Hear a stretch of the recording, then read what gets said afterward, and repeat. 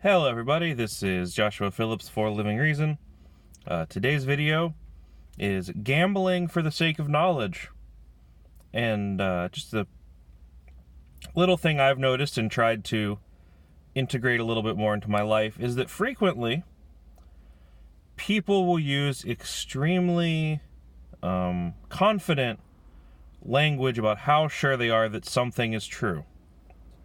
And this can range from pretty trivial stuff, such as, what is the capital of New York State? Feel free to pause the video and look that up if you'd like. Clear up to any sort of more complicated historical fact, or especially, for the sake of this, predictions about how elections will turn out, whether certain things will happen in the near future. Except that really confident language, and I try not to use it nearly as often anymore, is often just a sort of fluffy hyperbole we always put on what we think. And so the point of this video, and the gambling for social benefit sort of angle, is when people say stuff that I'm very confident is wrong and is a simple, verifiable sort of thing.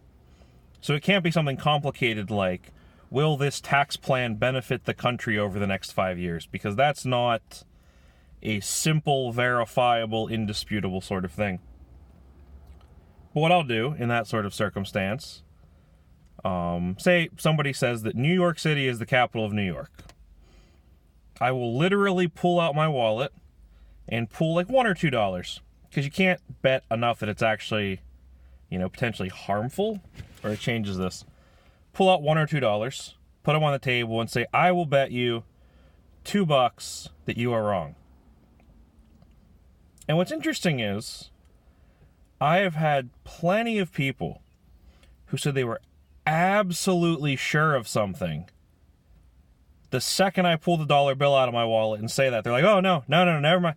You might be right. I'm not so sure anymore. It's like, now, part of that is just that they're adding into evidence the fact that I'm willing to put money on them being wrong, and that makes them reevaluate their confidence.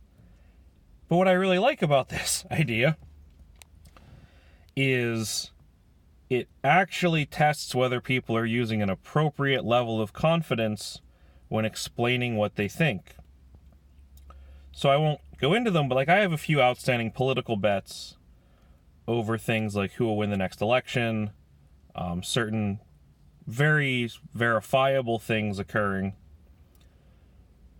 due to conversations like this where somebody said something like, the odds of that happening are 1 in a million.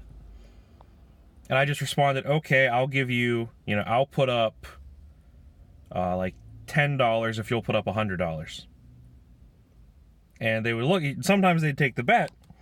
But it was always interesting because if you think something is a 1 in a million event, you definitely shouldn't have a problem betting a small amount of money against it happening at much better odds.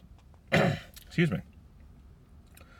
So that's just the video for today, right? This amusing idea that often people act like they're extremely certain that they are correct about simple, verifiable things. And often, or what I found is that one of the most effective ways to dislodge them from that, when you're pretty confident they're wrong, is to literally bet them like $2. So that's my, I guess not 2 cents, but $2 for the day. Thank you for watching, everybody, and have a nice night.